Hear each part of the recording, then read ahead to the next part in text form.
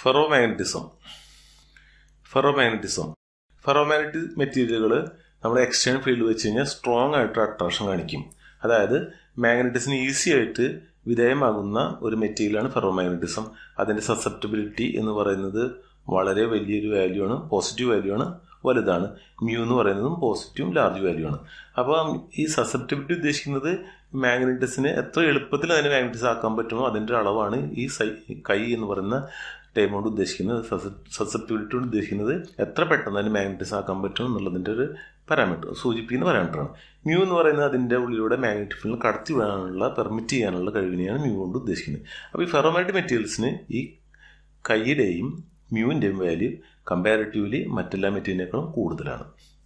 നമുക്കിതിന് എന്തുകൊണ്ടാണ് ഇങ്ങനെയൊക്കെ സംഭവിക്കുന്നത് നമുക്ക് നോക്കാൻ കാരണം നമ്മൾ കണ്ടെത്താം. അതിനിട്ട് മുന്നേ ഇതിന് 2 ഉദാഹരണങ്ങൾ ഏതൊക്കെയെന്ന് നോക്കാം.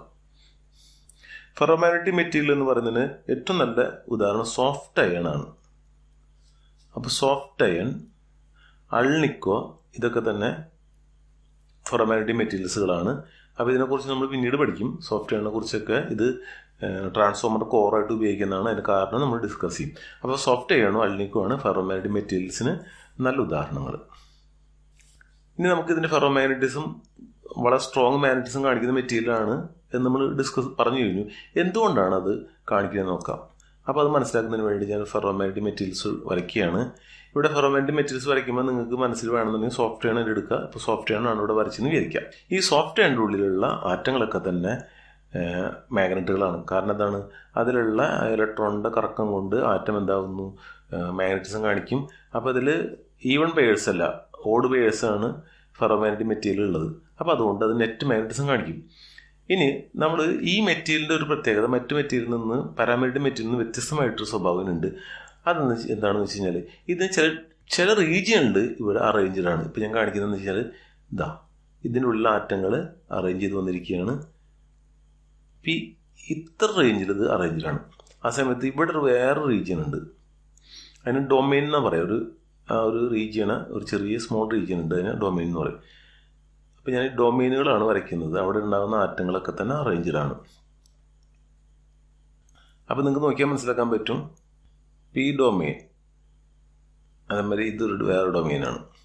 ഇതൊരു ഡൊമെയിൻ, ഇത് മറ്റൊരു ഡൊമെയിൻ, ഇതൊരു ഡൊമെയിൻ, ഇതൊരു ഡൊമെയിൻ. അപ്പോൾ ഈ ഡൊമെയിനിലൊക്കെ തന്നെ ഈ മാഗ്നറ്റിക് മൂവ്മെൻറ്റുകൾ അറേഞ്ച്ഡാണ്. പക്ഷേ ഡൊമെയിനുകൾ ഡിസോർഡറാണ്. അതായത് ഈ ഇവിടെ കാണിച്ചിരിക്കുന്നത് ഒന്നാമത്തെ ഡൊമെയിനാണെന്ന് വിചാരിക്കുക, ഇത് രണ്ടാമത്തെ ഡൊമെയിനാണ്. ഒന്നാമത്തെ ഡൊമെയിനിലുള്ള ആറ്റങ്ങൾ അറേഞ്ച്ഡാണ്, ആ ഡൊമെയിനിൽ മാഗ്നറ്റിസം കാണിക്കും. പക്ഷേ അടുത്ത ഡൊമെയിൻ എന്ന് പറയുന്നത് അറേഞ്ച്ഡാണ്. പക്ഷേ ഈ ഡൊമെയിനുകൾ ഡിസോർഡർ ആയതുകൊണ്ട് ഒരു ഡൊമെയിൻ ഉണ്ടാകുന്ന മാഗ്നറ്റിക് ഫീൽഡ് മാഗ്നറ്റിസം മറ്റൊരു ഡൊമെയിൻ ക്യാൻസൽ ചെയ്യും. അപ്പോൾ ഇവിടെ ഒന്നാമത്തെ ഡൊമെയിൻ ഉണ്ടാകുന്ന മാഗ്നറ്റിസം രണ്ടാമത്തെ ഡൊമെയിൻ ഉണ്ടാകുന്ന മാഗ്നറ്റിസവുമായിട്ട് ക്യാൻസൽ ആയിപ്പോയി. ആ സമയത്ത് ഇവിടെ നോക്കിയാൽ ഇവിടെ മൂന്നാമത്തെ ഡൊമെയിനാണ്, ഇത് നാലാമത്തെ ഡൊമെയിനാണ്, ഇത് പരസ്പരം ക്യാൻസൽ ആയിപ്പോയി. ഇവിടുത്തെ അഞ്ചാമത്തെ ഡൊമെയിനാണ്, ഇത് ആറാമത്തെ ഡൊമെയിനാണ്, 5ഉം 6ഉം ക്യാൻസൽ ആയിപ്പോയി. അപ്പോൾ എന്ത് പറ്റും, ഇത് മാഗ്നറ്റിസം കാണിക്കില്ല. പക്ഷേ നമ്മൾ ഫീൽഡ് കൊടുത്തു കഴിഞ്ഞാൽ പെട്ടെന്ന് തന്നെ അറേഞ്ച് ചെയ്യാൻ പറ്റും. കാരണം ഇതിൽ ഓൾറെഡി ഇതിലൊരു അറേഞ്ച്മെൻ്റ് ഉണ്ട്. ഡൊമെയിൻ രീതി നോക്കുകയാണെങ്കിൽ ഡൊമെയിനുകളൊക്കെ തന്നെ അറേഞ്ച്ഡ് ആയതുകൊണ്ട് ഈ മെറ്റീരിയൽ നമുക്ക് ഈസി ആയിട്ട് മാഗ്നറ്റിസം ഉണ്ടാക്കാനും പറ്റും, സ്ട്രോങ് മാഗ്നറ്റാക്കി മാറ്റാനും പറ്റും. അപ്പോൾ നമ്മൾ മാഗ്നറ്റിക് ഫീൽഡ് കൊടുത്ത ഒരു ചിത്രമാണ് ഞാൻ വരയ്ക്കാൻ പോണത്. ഞാൻ മാഗ്നറ്റിക് ഫീൽഡ് കൊടുത്തു കഴിഞ്ഞാലുള്ളതിൻ്റെ ഒരു ചെറിയൊരു ചിത്രമാണ് വരയ്ക്കാൻ പോണത്.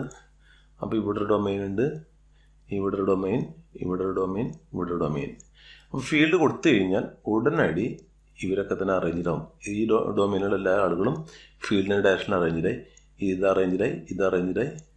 ആ ഡൊമെയിനുകൾ ഒന്ന് ഓൾറെഡി അറേഞ്ച്ഡാണ്, അവ എല്ലാ ഡൊമെയിനുകളും ഫീൽഡിൻ്റെ ഡയറക്ഷനിലേക്ക് ഒന്ന് അറേഞ്ച്ഡാവും. അപ്പോൾ എന്ത് സംഭവിക്കും, ഇത് മാഗ്നറ്റിസം കാണിക്കും, അത് സ്ട്രോങ് മാഗ്നറ്റിസം ആയി. അപ്പോൾ ഇത് ഈ മെറ്റീരിയൽ ഇതിൻ്റെ സസെപ്റ്റബിലിറ്റി കൈയായതിൻ്റെ കാരണം മനസ്സിലായി. കാരണം ഈ ഡൊമെയിൻ സ്ട്രക്ചർ ഉള്ളതുകൊണ്ടാണ് ഇതിൻ്റെ സസെപ്റ്റബിലിറ്റി വാല്യൂ വലിയ വാല്യൂ, അത് പോസിറ്റീവ് വാല്യൂ ആവാനുള്ള കാരണം, വലുതാവാനുള്ള കാരണം അതാണ്.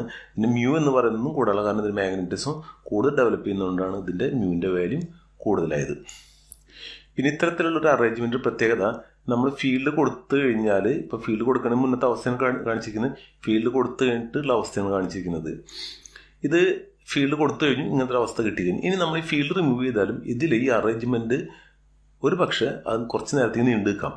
അപ്പോൾ അങ്ങനെയുള്ള അറേഞ്ച്മെൻറ്റ് നിൽക്കുന്നതുകൊണ്ട് അതൊരു മാഗ്നറ്റിസം കാണിക്കാം. അതുകൊണ്ടാണ് നമ്മൾ ഒരു ഇരുമ്പിനെ നമ്മൾ ഒരു മാഗ്നറ്റിന് എടുത്ത് വെച്ച് കഴിഞ്ഞാൽ കുറേ കഴിഞ്ഞാൽ ഇരുമ്പ് ഒരു മാഗ്നറ്റിസം കാണിക്കാറുണ്ട്. അതിന് കാരണം ഈ ഡൊമെയിൻ സ്ട്രക്ചർ ഉള്ളതുകൊണ്ടാണ്. ആ ഡൊമെയിൻ സ്ട്രക്ചർ നമ്മൾ ആ എക്സ്റ്റേണൽ മാഗ്നറ്റിക് ഫീൽഡ് റിമൂവ് ചെയ്താൽ അവിടെ ഉണ്ടാവും.